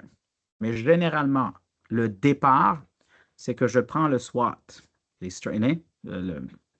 forces, les faiblesses, les opportunités, les menaces, et je fais un scan de toutes mes menaces et je fais un scan de toutes mes faiblesses et que je me dis, dans les prochains 3 ans, je vais faire en sorte que ces menaces et ces faiblesses se transforment en quoi? En opportunité, hein? Et en force. Et je prends chacune de ces menaces et je la transforme en un projet. On n'a pas de plan marketing comme faiblesse. Bien, il faut que je développe un plan marketing et de communication. On n'a pas de page Facebook. On n'a pas, sur notre conseil d'administration, on n'a pas des gens d'affaires. Sur notre conseil d'administration, il n'y a personne qui fait de la sollicitation. Ça, c'est des faiblesses, n'est-ce pas? Et je prends ce genre de choses et je me dis, sur les prochains 3 ans, plutôt que d'arriver avec des wish lists et à faire des actions qui vont peut-être avoir un impact ou non, ben, je commence d'abord avec qu'est-ce qui ne fonctionne pas à l'interne. Je n'ai pas de staff, je suis tout seul. J'ai un CA qui est super cool, mais il ne fait pas de sollicitation. Les rencontres sont plus ou moins vagues. Je n'ai pas de plan de visibilité, etc., etc. Ben, je commence tout ça et je commence à dire, OK, sur 3 ans, ben, je vais essayer d'avoir quelqu'un qui fait de la sollicitation pour moi. Je vais essayer d'avoir des gens d'affaires. Je vais essayer de faire ci, je vais essayer de faire ça. Et c'est ça, dans le fond, c'est ce qu'on appelle la roue de l'amélioration continue. C'est faire en sorte de faire un organizational scan, donc faire un scan de l'association, identifier les faiblesses et bouger sur les choses qui vont aller de l'avant. Est-ce que vous avez une idée maintenant sur où je suis, où j'aimerais être dans 3 ans, puis qu'est-ce que je dois faire pour pouvoir y arriver? Donc, ça, c'est ce qu'on appelle un change agenda. Aujourd'hui, je suis où? Je suis, tu sais, X, Y, Z. Où est-ce que j'aimerais être dans 3 ans? Donc, ça, c'est le desired, ça, c'est le résultat désiré. Et là, par la suite, comment que je fais quelles sont les actions que je peux entreprendre pour pouvoir y arriver? Très important. Donc, alors, juste rappelez-vous, parce que vous allez avoir toutes ces acétates, rappelez-vous des choses extrêmement importantes. Donc, je commence avec ma vision, ma mission et mon modèle d'affaires. Je fais mon force, faiblesse, opportunité, menace et je prends mes menaces et faiblesses et je les transforme en une opportunité parce que ça, c'est le plan d'amélioration. Je fais mon change agenda. Où est-ce que je suis, où est-ce que j'aimerais être et comment que je pourrais y arriver. Et j'établis mes priorités. Une fois que j'aurai établi tous ces projets, mais je ne vais pas tous les faire en même temps parce qu'il y en a à peu près 20% de ces projets qui vont ramener 80% de l'impact, n'est-ce pas? Vous avez déjà entendu parler de la loi Pareto. J'identifie quels sont de ces projets qui vont avoir le maximum d'impact sur mon organisation en matière d'argent, en matière de visibilité et autres. Et c'est ça que vous commencez à faire. Donc,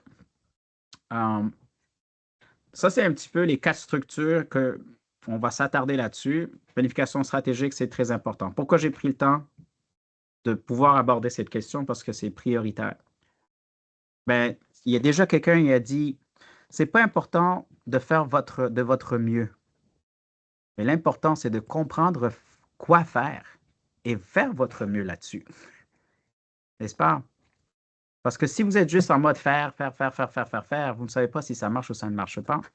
Mais quand vous établissez un plan d'action concret avec des projets concrets et vous commencez à travailler là-dessus et mesurer l'impact à travers un KPI system, à travers un tableau de bord, bon, moi, je sais, c'est comme une voiture, je sais exactement qui marche et qu'est-ce qui ne marche pas. Plutôt que si le CERF me pose une question, ben, comment ça va? Ça va bien. Mais ça va bien comment? N'est-ce pas? J'ai identifié c'est quoi le succès dans ma compagnie et je suis en train de travailler là-dessus et établir un mécanisme de tracking pour faire en sorte que ça bouge dans la bonne direction. Petite question pour l'équipe. Combien d'entre vous ont un département de marketing et de communication ou une équipe qui est chargée de faire que les communications et le marketing? Personne. OK. Combien d'entre vous ont un département de levée de fonds ou une personne autre que vous à temps plein qui fait le levée de fonds? J'ai vu une main. Autre que vous. Tu vas me Moi, dire, c'est Lynn? c'est mes comités locaux que je considère mes autres OK. personnes, mais ce n'est pas des employés, par C'est pas exemple. des employés encore. C'est ça. Alors, Mais, OK. Donc, je vois mais Brenda. j'ai une équipe. Tu as une équipe. Parfait. Bénévole pour l'instant. Parfait. Mais l'objectif, ça serait qu'on travaille à ce que ça soit quelqu'un à temps plein qui le fait. Parce que J'aimerais au c'est moins en ça. avoir une à temps plein, oui. C'est ça, exactement. Ça n'en prend Au une. moins une. C'est ça. Pourquoi c'est très important? Et j'ai commencé par la première question, à savoir le marketing et la communication. Vous avez toutes quelque chose à faire. Puis la question, est-ce que vous le faites bien ou non? Parce qu'on a dit que vous compétitionnez tous pour l'attention, n'est-ce pas? Qu'est-ce que vous devez faire à tous les jours pour pouvoir attirer l'attention, que ce soit des gouvernements ou des donateurs? Qu'est-ce que vous devez faire d'une façon très claire et très cruciale? Et je vous ai dit, dans le spectrum du branding, je ne connais rien sur vous, j'adore ce que vous faites, je suis ambassadeur, je suis prêt à créer un chèque. Qu'est-ce que vous devez faire à tous les jours et le faire extrêmement bien? Une chose. Oui, Heidi?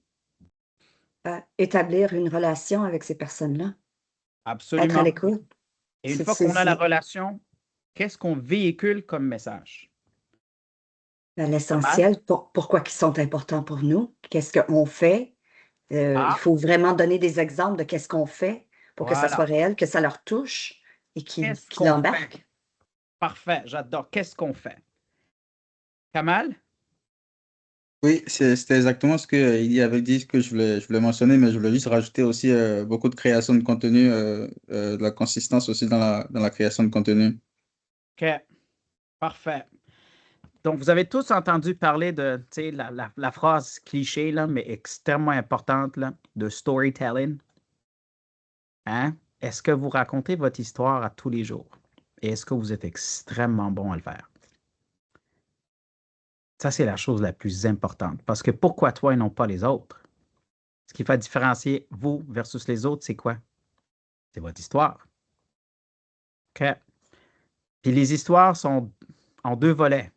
Il y a des histoires transactionnelles et il y a des histoires relationnelles.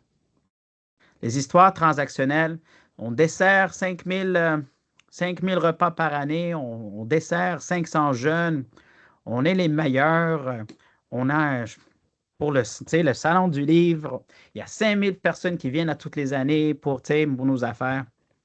Ça, c'est très transactionnel. Puis pourquoi? Qu'est-ce qui identifie le relationnel? Brenda? Avais-tu une question? Oh, petite main levée. Qu'est-ce qui fait en sorte que les gens connectent, comme a dit Heidi, avec vous et non pas avec les autres? Qu'est-ce qui fait en sorte que j'aime toi, ce que tu fais, versus qu'est-ce que les autres me demandent? Aussi, parce que vous êtes toujours en compétition, là. Heidi? Ben, est-ce que c'est juste de donner des exemples qui sont réels, qui sont touchants, que les personnes qui sont affectées par ce qu'on fait, si on raconte leurs histoires, de leur point de vue, ça vient chercher d'autres personnes qui... On ne parle pas en notre nom en termes de l'organisation, mais c'est les personnes qui en bénéficient, c'est leurs témoignages qui vont vraiment toucher. OK. Absolument. Dites-moi pas ce que vous faites. Dites-moi pourquoi vous le faites. OK? Je m'en fous de qu'est-ce que vous faites. Façon de parler. Parce que comme vous, il y en a plusieurs qui le font. N'est-ce pas? Juste en immigration. Il y en a je ne sais pas combien d'associations dans la province. Il y a le CAFI, il y a le Magma, il y a la région chaleur de. Tu sais, il y a Moulay, il y a l'association multiculturelle du Nouveau-Brunswick. Tout le monde. Je pense qu'il y en a comme minimum 14. Ben, ils font tous la même chose, n'est-ce pas? Ils travaillent tous dans le domaine de l'immigration. Mais pourquoi une versus les autres? Moulay? En gros, c'est notre capacité à merchandiser nos services. Et puis, en fait, il faut qu'on développe une approche commerciale et, pour attirer l'attention et puis pour faire la différence, justement, avec, Ben, vu qu'il y a de la concurrence. même dans les jeunes. À l'intérieur des jeunes, il y en a je ne sais pas combien d'associations qui travaillent pour les jeunes, n'est-ce pas? Il y a le Boys and Girls Club, il y a le Big Brothers, Big Sisters, il y a les écoles qui compétitionnent pour l'attention. Tout le monde dit « Hey, I need money! Je veux de l'argent. » Mais pourquoi Pro-Jeunesse versus la Maison de Dieppe versus Soccer Dieppe versus... Ben, tout le monde travaille avec les jeunes, n'est-ce pas? Pourquoi toi et non pas les autres? Pourquoi le Centre de pédiatrie sociale versus le Boys and Girls Club versus le Big Brothers, Big Sisters versus... N'est-ce pas? C'est ça la question que vous devez vous poser, c'est que pourquoi moi? OK? Je vais vous dire une chose. Quand j'ai accepté le travail du Boys and Girls Club, avant, j'étais dans le domaine associatif, puis j'étais bénévole sur plusieurs conseils d'administration. Puis j'avais une job à temps plein comme management consultant. J'étais dans l'amélioration continue, etc., de la performance organisationnelle. Et mon Dieu, j'adorais être dans le not-for-profit. Donc, j'étais payé à faire quelque chose que je n'aimais pas du tout, même si j'ai un bac en finance et un bac en comptabilité. Puis j'étais dans le domaine des chiffres et de l'amélioration continue. Puis j'étais comme, c'est pas ça que je veux faire. Moi, je veux aider du monde. Mais c'était pas payant à aider le monde. Il a fallu que je trouve un travail à temps plein. Et je me disais, mon Dieu, si je pouvais seulement trouver un travail qui paye à faire du bien, je le prendrais dès demain. Fait que j'ai eu le poste de direction générale au Boys and Girls Club. Puis une fois qu'on a décortiqué un petit peu le noise, là, puis on a compris qu'est-ce qu'on fait, je faisais 100% de mes réunions à l'intérieur de l'association. Aucune réunion ne se passait dans un café ou autre. Aussi, le premier café se passait ailleurs, ben, j'invitais les gens à venir après. Pourquoi? Pourquoi, à votre avis, je faisais ça? Je faisais ça, j'appelais ça des visites. Je faisais la conférence ou la réunion dans la salle de conférence, puis après ça, je les faisais pour une petite tournée. Là. Viens, je vais te montrer ce qui se passe ici. Pourquoi je le faisais? Oui, direction familiale. Pour qu'ils peuvent s'imaginer dedans en train de le vivre, ça les intègre dans les projets, ça les implique, puis ils peuvent se voir dedans, fait que c'est plus facile pour eux autres Exactement. de s'engager. Qu'est-ce qui se passait après? Qu'est-ce qui se passait après une fois qu'ils ont fait la visite? À votre avis? Mais ils sont capables de s'imaginer dedans, donc ils sont plus impliqués, puis ils sont capables d'imaginer à long terme comment est-ce que leur impact va avoir. Exact. Puis qu'est-ce qui se passait une fois qu'ils s'imaginaient et qu'ils voyaient tout ça? Ils en parlaient aux autres. Hein? Ils en parlaient aux autres. Ils en parlaient aux autres, mais eux, ils faisaient quoi? Ils s'impliquaient. Exact. Paulin? Christian? Il y a un lien de confiance qui s'établit. Exactement. Donc, les gens posent la question, qu'est-ce que je peux faire pour t'aider? N'est-ce pas? Parce que moi, je disais, c'est pas ce que je fais qui est important, mais pourquoi je le fais. Et pourquoi vous pensez que... Qu'est-ce que je disais aux gens qui venaient voir les jeunes du Boys and Girls Club? Si on se fie toujours sur la prémisse, c'est pas ce que je fais, mais pourquoi je le fais. Qu'est-ce que je disais, à votre avis, à tous ceux et celles qui venaient? Aide-moi à changer le monde. Aide-moi à donner à ce jeune le meilleur avenir qu'on peut lui donner. N'est-ce pas? Et ça prend un village, hein, pour élever un enfant, n'est-ce pas? It takes a village. Je ne peux pas le faire tout seul. Moi, je le fais dans le cadre de mon travail, mais moi, j'ai besoin des gens comme toi pour pouvoir le faire. 100% des gens qui venaient écrivaient un chèque. 100%. n'est-ce pas? Puis des gros chèques. Et vraiment des gros chèques. C'est comme ça qu'on s'est rendu à 1 million. Plus tard. Est-ce que vous faites ceci dans le cadre de votre travail? Parce que c'est ça le fundraising. Le fundraising, on pense que c'est les subventions qu'on écrit. Combien de temps vous passez sur des demandes de subventions? Pas avec AI, là. Avant. Parce qu'à moi, avant, quand je faisais une demande de subvention, je passais 1 semaine dans mon bureau. Puis j'écrivais une pancarte dans la porte, ne me dérangez pas. Puis j'avais grossi une barbe quand j'aurais fini, là. Puis je me sentais fier. J'ai écrit une demande de subvention. Aujourd'hui, on peut l'écrire sur 15 minutes, hein? Mais combien de temps en moyenne qu'on passe à écrire une demande de subvention? Une bonne demande de subvention. Même avec AI, on prend un bon 3 jours. Bon, 3 jours. C'est là, parce que oui, on utilise AI, mais si que j'utilise AI, j'ai pas le cœur, puis ce qu'on vient juste de décrire, là, l'idée de marcher dans mon centre, ben AI, il n'a jamais marché dans mon centre, lui. C'est ça, exactement. So, je ne prends pas 1 semaine, mais je vais prendre un 3 jours pareil, là. Parfait. Deuxième chose pour vous. Après avoir fait la demande de subvention, quel est l'autre lien naturel que les gens font pour aller chercher du cash? C'est faire des événements, n'est-ce pas? Des tournois de golf, puis des wine and cheese, puis... Combien de temps ça prend pour organiser des événements pareils? 6 mois? Combien de gens ça implique pour faire un événement? Beaucoup, hein? Puis quand les gens écrivent leur chèque, puis ils disent « On a été chercher 100 000 pièces », est-ce que vous pensez que ça inclut le coût des humains qui ont travaillé là-dessus? Non, hein? Si on l'inclut, est-ce qu'on a fait du cash? Non, ben c'est ça que les gens connaissent, donc c'est ce qu'ils font. En 45 minutes, une conversation avec un donateur, lors de la visite, je peux avoir autant d'argent. En 45 minutes. OK? Il faut juste trouver le bon. Donc, demande de subvention qui prend je ne sais pas combien de temps, je sais que c'est nécessaire, je ne dis pas d'arrêter de le faire, là. Faites-le. Les événements, moi, je les considère comme du friend raising, ce n'est pas du fund raising. J'amène les gens pour que je leur raconte mon histoire. Qu'est-ce que je fais? Pourquoi je le fais? Mais qu'est-ce que je fais après? Une fois que j'ai ramassé tout ce monde-là dans un événement, je fais quoi avec? Je leur parle 1 à 1, n'est-ce pas? Je fais une liste. Qu'est-ce que ces gens-là font? C'est quoi leur poste? How deep are their pockets? Comment deep que sont leurs poches? Quel est leur lien avec mon association? S'il n'y a pas de lien, je l'établis. S'il y a déjà un lien, je le renforce. Mais je les appelle 1 à 1 pour faire un tour. Je m'assois avec pour demander du cash. Moulay, tu avais une question?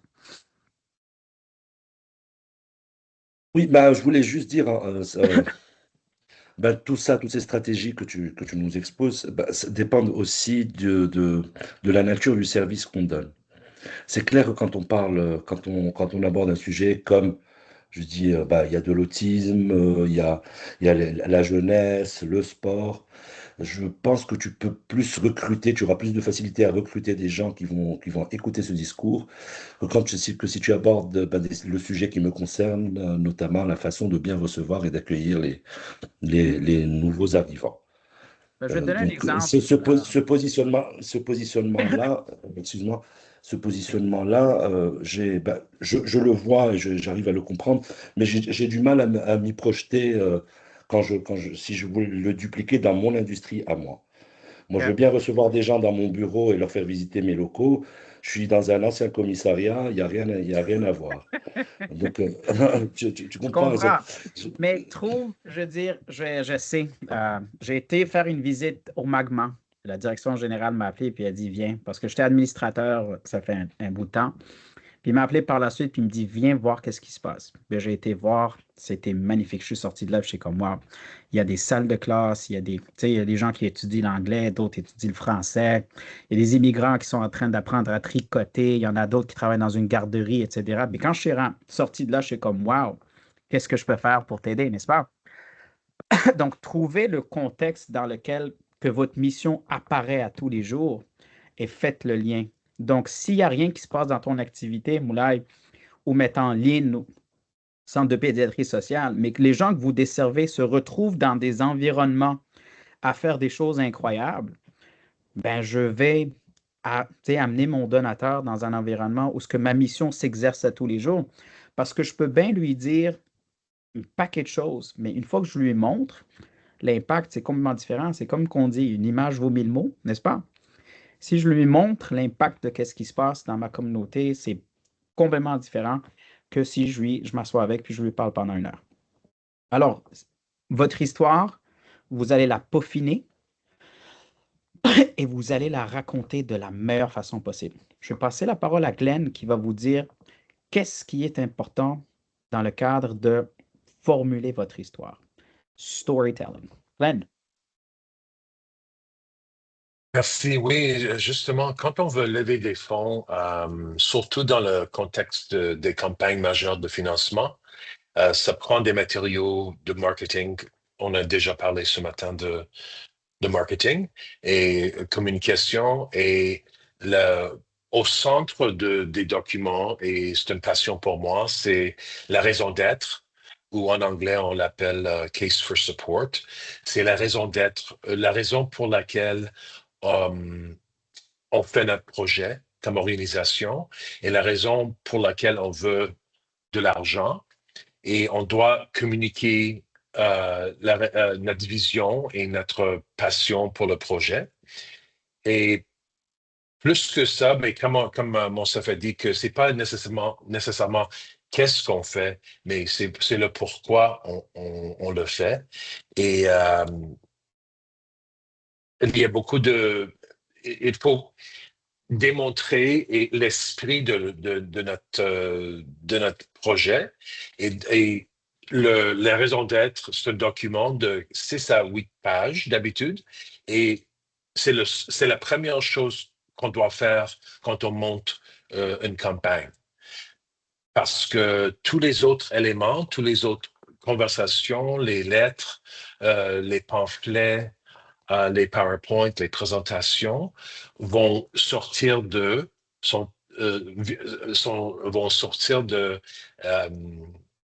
la clarté qui vient avec la raison d'être. C'est pour ça qu'on le fait tout de suite. C'est la première chose qu'on fait comme pour promouvoir un projet. C'est ça, c'est justement ça que je voulais dire. Et, oui. Question pour l'équipe, pour tout le monde. Combien d'entre vous avez des pages Facebook? Tout le monde, hein? Pour vos associations, pas pour vous personnellement. OK, tout le monde. Qu'est-ce que vous mettez dedans comme message? Allez-y. C'est quoi les posts que vous faites là-dessus? Moi, c'est les remerciements aux donateurs. OK. On met aussi des petits moments spéciaux entre l'équipe clinique qui font comme des journées tellement ensemble. Là. C'est super cute. Là. Super. On essaye de partager des histoires de clients, mais à cause de la confidentialité, c'est pas évident. Pas beaucoup de familles veulent partager ce qui se passe dans leur vie, mais on essaye le plus qu'on peut de partager des petites choses. Puis c'est sur les standards Mother's Day, Noël, Halloween, tout ça est dessus régulièrement aussi. Merci. Les autres, vous mettez quoi? On amplifie nos actions. Pardon. Pardon? Tu peux y aller. Vas-y. Je pense que tu étais en premier. Ouais, vas-y, mais c'est pas de ton nom. Moi? Josiane. Oui. Josiane, vas-y. J'ai essayé de le changer, puis je n'étais pas capable. Ça restait juste sur le cancanac. Dans le fond, nous autres, vu qu'on reçoit beaucoup de clients de 5 à 65 ans, on fait signer un formulaire de consentement pour le partage des photos puis tout ça. Fait que je peux faire de la promotion avec les photos de nos campeurs quand ils font des activités, quand on anime puis tout ça. Fait que dans le fond, c'est ça qu'on publie sur nos réseaux. À chaque semaine, quand les campeurs changent, on publie les meilleurs moments de la semaine. Fait que ça, c'est ça que la communauté attend le plus. Ils adoreront, c'est nos publications qui pognent le plus. Ça se partage un peu partout, puis aussi nos remerciements de nos donateurs, puis tout ça. On fait aussi quand il y a des journées de sensibilisation, on les partage, on est beaucoup actifs sur les réseaux sociaux, là. Parfait. Moulay? On utilise Facebook comme ça devrait être utilisé, comme une plateforme d'amplification et de communication autour de nos projets. C'est clair que, bon, de par nos bailleurs de fonds, c'est clair qu'il y a une reconnaissance. Nous sommes soumis à des standards pour mettre les logos et tout ça, mais je pense que Facebook, c'est surtout le meilleur moyen pour nous d'être en contact avec nos publics et nos clients. Donc, on les tient au courant de nos activités. Et puis, il y a un travail après, donc en aval, qui est d'amplification. On revient sur nos activités, on revient sur... voilà, juste rien d'extraordinaire pour toi. Rien d'extraordinaire, OK. C'est-à-dire que j'aurais bien voulu avoir une personne qui soit dédiée à la communication pour monter un vrai plan de com et puis faire des choses, utiliser au mieux nos réseaux sociaux et toutes nos plateformes. Parfait. Aurélia, merci. On ne t'entend pas. Ça serait mieux si c'était avec du son. Oh non. En tout cas, le casque il est beau. Oh. Le casque il est tout beau, tout rose, mais on n'a pas de son. Les autres, est-ce qu'il y a Facebook, LinkedIn, autres, Instagram, Twitter, je ne sais pas quoi, là, TikTok, vous mettez quoi dedans? Pour nous, au Centre de ressources de Kent, on met notre publicité de notre programmation qui s'en vient pour que les parents soient au courant de qu'est-ce qui est offert dans les prochaines semaines. On a un compte Instagram aussi.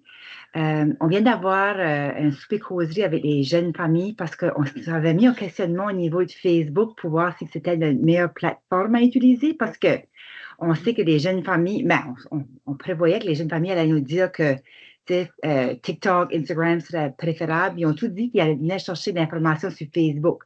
Fait que ça nous a surpris. Ouais, ça nous a surpris. Mais je pense qu'ils ont dit que pour aller chercher l'information de nos activités, Facebook était la meilleure place. Si on veut faire de la publicité au niveau de « Hey, on a eu M. Carotte qui est venu faire un atelier aujourd'hui, c'est des photos », peut-être Instagram. Ça fait qu'on peut l'utiliser de différentes façons selon la plateforme, mais en gros, c'est pour notre publicité. On a sur notre... c'est-tu comme la photo couverture, là? Notre compte Zephy et e-transfer pour que les familles veulent faire des dons au centre de ressources, c'est comme la première chose qu'il faut. Mais c'est pas mal ça qu'on utilise pour notre publicité puis connecter avec les familles. Merci, Lisa. C'est-tu mieux maintenant, Aurélie? Aurélia? Ah! Oups! Wow. OK. Là, le son est venu, puis l'image est partie. Fait que toi, tu ne fais pas les deux, là. Soit un, soit l'autre. Aurélia? Bon. Je pense qu'elle est partie. Élégante, c'est pas grave. Pourquoi je vous ai posé la question sur qu'est-ce que vous mettez sur les réseaux sociaux? Est-ce que vous recevez de l'argent en ligne? Parfait. Oui, moi, je mets ça sur Facebook aussi, régulièrement, chacun de mes centres. Non, est-ce qu'il y a de l'argent? Est-ce qu'il y a des gens qui vous font des dons, qui ont vu le message sur Facebook puis qui donnent? Parce que je link mon Zephy, qui est mon programme en ligne, pour donner des dons à presque toutes mes publicités. Donc, 3/4 du temps, quand je mets une publicité, vous pouvez donner à notre cause. Là, j'ai le lien, je reçois des dons à cause de ça. Comment significatif est votre argent qui rentre en ligne? Parce qu'ils ont vu des choses sur Facebook, qui adorent, puis après ça, ils ont décidé de faire un chèque. C'est pas gros. C'est pas gros. Combien? Non. Dis-moi combien? Probablement 10 000 l'année passée. OK. Ouais. OK. Super. D'autres? Est-ce que les autres, vous recevez du cash en ligne? On appelle ça du online giving, là, à travers Canada Helps ou Zephy ou autre. Il y a un petit peu qui rentre? Non. Si ce n'est pas le cas, pourrait faire toute une session sur le online giving.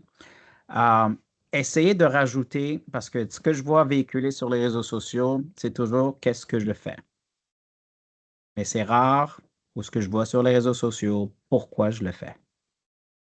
N'est-ce pas? L'impact. Regardez notre activité, on a fait une sortie. Regardez nos affaires, on a fait un souper. Regardez le jeune homme faire de la lecture avec avec le tuteur. C'est parfait. La chose qui m'intéresse, c'est pourquoi tu fais ça.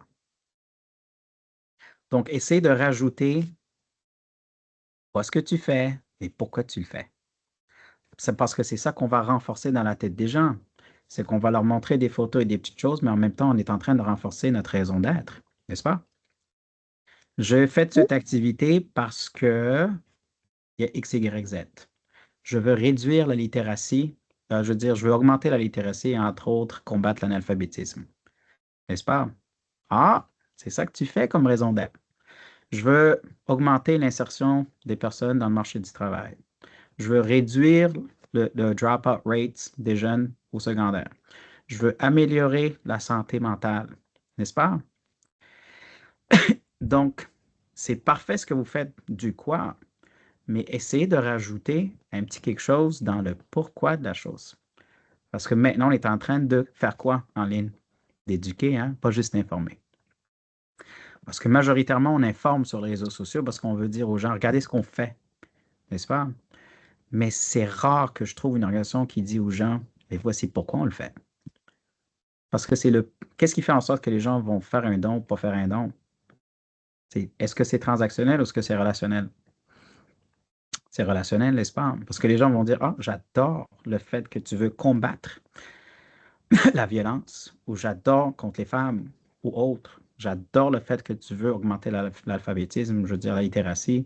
J'adore parce que ça, c'est des thèmes que les gens sont passionnés. Est-ce que les gens sont passionnés par des sorties? Ils aiment les sorties, mais est-ce qu'ils sont passionnés par ce genre de choses? Éducation, violence, etc. Donc, rajoutez, dans la mesure du possible, un petit peu d'éducation, pas juste de l'information. Et faites en sorte que du mieux possible, il y a toujours un lien vers votre site Internet pour continuer l'éducation. Et le bouton le plus important sur votre site Internet, c'est quoi? Hein, Heidi? Donner. N'est-ce pas? Voilà, parce que c'est... Dites-vous une chose qu'on va partager avec vous plus tard, c'est qu'il y a une science exacte sur qu'est-ce que vous mettez sur les réseaux sociaux. C'est que nous, on faisait un post sur l'éducation, un post sur la santé et mieux-être, un post sur l'inclusion sociale des jeunes immigrants. Donc, ça, c'est notre raison d'être. Le 4e post, c'est cash. C'est passé au cash. N'est-ce pas? Donc, on faisait lundi, mardi, mercredi, post sur les choses et on renforçait notre raison d'être. La 4e fois, on disait, ben, si tu aimes ce que tu vois, passe au cash. Donc, le prochain post, c'est une image qui fait en sorte qu'il y a un call to action. Ils arrivent sur le site Internet et la première des choses qu'ils voient, c'est Donate Now. OK? Donc, ce qui nous amène éventuellement vers comment on va chercher du cash, c'est à travers une science exacte. La science exacte, c'est vraiment le storytelling. C'est la chose la plus importante. Dites-vous une chose, c'est que n'importe quelle association doit avoir 3 choses essentielles. Elle doit avoir les opérations. Ben, vous les faites tous les jours, n'est-ce pas? Vous êtes tous les jours en train de faire quelque chose d'extrêmement important. Qu'est-ce qui doit se passer après, une fois que j'ai de l'opérationnel? Je dois le passer au marketing et communication pour faire quoi? Pour mettre en place l'histoire. Et je dois le passer plus tard au fundraising pour le vendre. Alors, si vous faites juste du production, produire des activités, va sur Facebook, parle des activités, mais il n'y a pas de science exacte pour dire l'activité fait quoi. Donc, l'histoire, le marketing et les communications vont l'embellir, n'est-ce pas?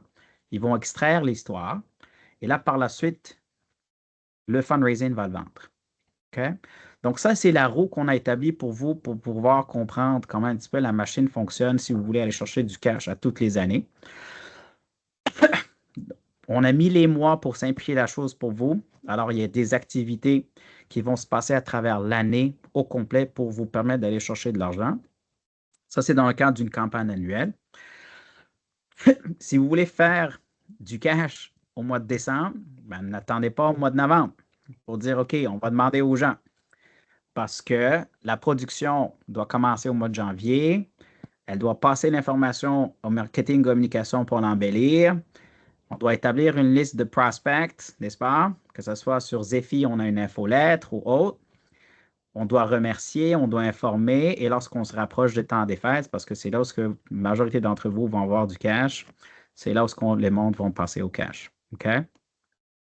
C'est très, très, très important. Ça, c'est pour l'argent annuel. Si vous voulez faire une campagne majeure de financement, on peut bypasser un petit peu ceci pour pouvoir mettre un comité en place, mettre des bénévoles, se donner un objectif, une raison d'être, une cause, pourquoi il faut faire ce projet.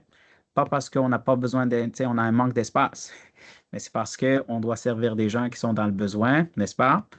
Et voici quantifier le besoin, voici comment mal que ça fait si on ne fait rien. Et là, par la suite, on identifie un objectif d'1 million, 2, 3, 4, 5, et sur 18 mois, on peut le faire. Comme Glenn vous a dit, 100% des projets qu'on a faits sur les 26 dernières années ont atteint l'objectif ou dépassé. Parce qu'il y a une méthode, il y a une science exacte pour faire ce genre de choses. Est-ce qu'il y a des questions là-dessus? Donc, pour ceux et celles qui n'ont pas de personne à l'intérieur, vous allez me dire, mais où est-ce que je commence?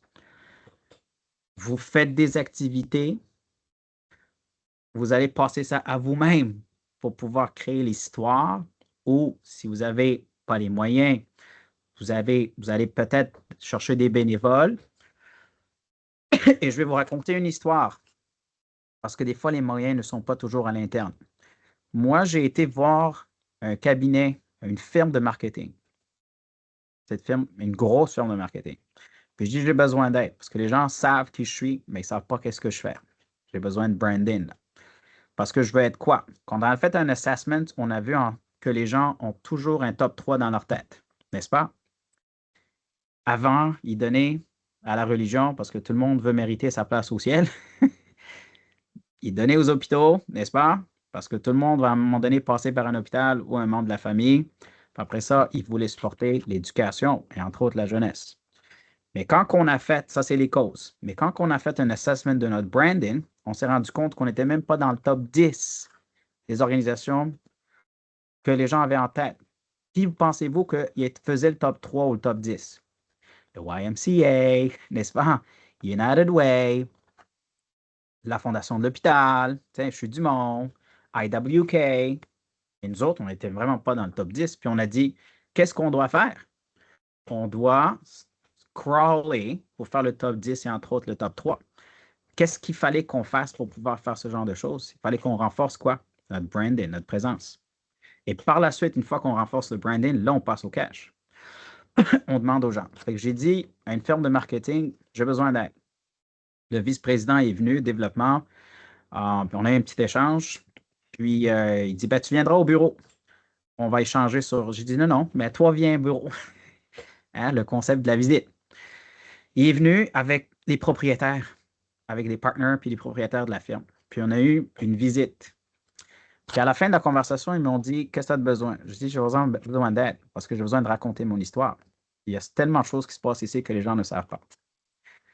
Ils ont été réfléchir. Par la suite, il m'a appelé et il m'a dit, on est fiers de t'annoncer qu'on a décidé de vous adopter. On va faire tout votre branding gratuitement. Ils ont fait toutes les campagnes de levée de fonds pour nous autres, là, puis ils nous ont pas cherché un dime. Puis toute la présence sur LinkedIn, sur les réseaux sociaux, Facebook, etc., la science derrière, c'était eux autres. N'est-ce pas? Donc, ayez le réflexe de penser que des fois, les capacités, ce n'est pas juste à l'interne. « Oh, j'ai pas de cash, je ne peux rien faire. » Mais qui a les compétences et comment que je peux faire pour les convaincre, pour m'aider à faire grossir mon mouvement? Parce que moi, je voulais lancer un mouvement, là. Je ne voulais pas juste faire une association. Je voulais créer un mouvement en faveur de la jeunesse pour qu'on puisse créer un monde meilleur pour eux autres, n'est-ce pas? Ben, quel est votre mouvement à vous? Si c'est un mouvement d'immigration ou d'inclusion, si c'est un mouvement de jeunesse, si c'est un mouvement d'éducation, de littératie, si c'est un mouvement de santé et mieux-être, ben, est-ce que vous avez un mouvement? Ou bien est-ce que vous êtes dans une petite bulle? OK? Une fois qu'on a créé la capacité puis on a convaincu le conseil d'administration que c'était nécessaire, on a fait quoi à votre avis? On a créé 2 postes à temps plein juste en marketing et en communication. Van, entre autres, faisait partie. OK? On a créé un poste à temps plein parce qu'on a dit que c'est prioritaire pour nous de raconter notre histoire. On a créé un autre poste à temps plein juste pour écrire et gérer les réseaux sociaux. On a créé un poste à temps plein pour le fundraising. C'est comme ça qu'on s'est rendu à notre million d'objectifs, n'est-ce pas? Donc, je vais vous laisser sur certaines choses prioritaires. Je sais que c'est un peu compliqué. On peut vous aider à conceptualiser la chose, mais est-ce que vous avez un tableau de bord qui définit le succès? Donc, le fundraising, c'est aussi une façon de comprendre scientifiquement parlant de quelle façon que je veux X montant d'argent, je veux 1 million, disons, ou je veux 500 000 par année. Mais comment je vais faire pour m'y rendre? Il faut le décortiquer, n'est-ce pas? Parce que l'1 million, le 500 000, c'est comme un éléphant. Donc, il faut comprendre, ça viendra d'où ce million? Est-ce que c'est des campagnes majeures? Est-ce que c'est des campagnes annuelles? Est-ce que c'est des dons planifiés? Est-ce que c'est des dons en ligne? Puis une fois que j'aurai compris cette stratégie, là, par la suite, il faut que j'établisse mon pipeline, n'est-ce pas? Combien de compagnies ou de personnes que je peux parler avec? Combien de visites ou de conversations je peux avoir? Combien de sollicitations que je peux faire, n'est-ce pas? Et là, par la suite, les sollicitations vont se transformer en des dons. Donc, c'est quand même un sales pipeline. C'est comme un pipeline de vente qu'il faudra respecter. Donc, autre chose qu'il faudra qu'on c'est ça le pipeline dont je parlais. Donc, combien de personnes que j'ai dans la phase d'identification des prospects? Combien de personnes que je suis en train de développer, de les cultiver et de quelle façon que je peux les solliciter. Et l'autre chose importante à faire, c'est combien de nouveaux donateurs que je peux avoir cette année. OK? Combien de ces nouveaux donateurs, combien de nouveaux dons que je pourrais avoir. Et le monthly giving. Est-ce qu'il y a des gens que je peux faire en sorte que développer une stratégie pour eux pour qu'ils puissent me donner 20 $ ou 100 $ ou autre à chaque mois? OK? Parce que quand tu mets tout ça ensemble, c'est ça que tu fais pour avoir ton million. OK? Donc, est-ce qu'il y a des questions? Parce que ça résume un petit peu ce que j'avais à présenter pour vous ce matin. C'est tout un océan, mais on voulait au moins le décortiquer puis commencer à planter des petites graines pour faire en sorte qu'il y ait au moins une première conversation sur les choses à considérer, les high level, puis que la partie technique, éventuellement, à travers les prochains webinaires qu'on pourrait développer ensemble. Est-ce qu'il y a des questions pour nous ce matin? Brenda? Brenda. Après, si tu m'entends mieux. Petit peu mieux. OK. On peut dire, par exemple, si on a besoin de... Parce qu'on planifie des dons de 1 000 $ chaque entreprise. Pardon? J'ai juste entendu 1 000 $ puis entreprise. Allô? OK, c'est pas grave. Brenda, es-tu avec nous? Je prendrai une autre question. S'il y en a.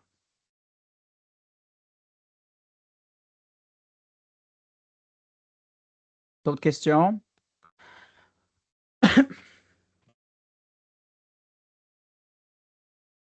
Ouais.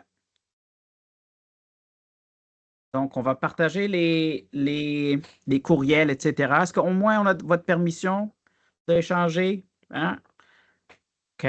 Parce que s'il y a certaines personnes qui font certaines choses plus avancées que d'autres, veulent s'inspirer, sentez-vous libre parce qu'on veut créer un environnement d'échange et on va toujours être là pour supporter du mieux qu'on peut. Van avait une petite activité pour vous. Si vous scannez le QR code en question, vous allez savoir quel genre de philanthrope vous êtes. Est-ce que vous êtes stratège? Est-ce que vous êtes plus technicien ou autre? Et free food! Pour ceux et celles qui sont dans la région du Nouveau-Brunswick ou dans la Nouvelle-Écosse, ça nous fera énormément plaisir d'échanger avec vous autour d'un lunch gratuit pour essayer de comprendre davantage vos opérations, dans quelle façon et mesure on peut vous soutenir dans vos démarches. Des fois, c'est juste un conseil. On n'a pas besoin de charger ou facturer quoi que ce soit. Pour d'autres qui ont un petit peu des besoins plus complexes, plus spécifiques, on pourra s'asseoir et regarder de quelle façon on pourrait vous aider à atteindre vos objectifs. Si c'est une campagne majeure, c'est sûr et certain, on en a fait une tonne. Puis, que ce soit dans la province du Québec ou ici, ben, je pense pour la province du Québec, on est numéro 1 en matière de philanthropie. Ça fait 27 ans qu'on existe, puis ça fait à peu près plus de 4 milliards qu'on a été chercher pour les organisations qu'on a aidées. Pour les jeunes, je pense qu'on a tout fait. On a peut-être fait tous les collèges de la province du Québec. Et pour le Nouveau-Brunswick, on a fait la moitié des municipalités. Donc, tous les projets que vous voyez dans la province du Québec, que ce soit Uniplex ou Jean d'Aigle à Edmundston ou Centre Uni à Caraquette, ben, on les a tout fait. Donc, ça vient avec énormément d'expertise en ce qui concerne comment la chose fonctionne. Et pour les associations qui veulent juste structurer ou monter un département de philanthropie de scratch, ben, on peut faire ça aussi. Et je sais que c'est toujours la question qui se pose, c'est le coût. Mais moi, je ne vois pas ça nécessairement comme un coût. Je vois ça comme un investissement parce que sur chaque dollar dépensé en service conseil, il y a minimum 10 $ de retour. Ça, c'est garanti, sinon argent remis. Okay. Est-ce qu'il y a des questions là-dessus? Sinon, ben, merci beaucoup pour le temps que vous nous avez offert ce matin. Vous êtes extrêmement généreux. Je sais que vous êtes extrêmement occupés, Je pense sollicités. qu'on a une question. Et je pense qu'il y a une question quelque part. Von m'a dit qu'il y a une question. Oui. Dans le chat, pardon. Ah, ça, je n'ai pas vu. OK. Est-ce qu'on doit doubler les demandes? You see Est-ce that? que Yeah, l'on the question is, do we have Ouais. to double the request? Oui, c'est justement, est-ce qu'on doit doubler les demandes et est-ce que l'on reçoit environ 50% des dons demandés? Qu'est-ce qu'on veut dire par doubler les demandes? C'est une question de Brenda. OK. Ben, c'est pas grave, je Ah, pourrais c'est- rentrer en contact avec elle directement et voir de quelle façon que je peux répondre à sa question directe. Parfait. Merci beaucoup et bonne chance dans tout ce que vous faites. Vous faites des choses incroyables, extrêmement importantes. On est derrière vous. C'est sûr et certain. S'il y a quoi que ce soit qu'on peut faire pour aider, là, on n'est pas si loin. Bonne chance et à la prochaine. Merci beaucoup. À la prochaine. Au revoir tout le Merci. monde. Au revoir. Merci beaucoup. Merci. Bye.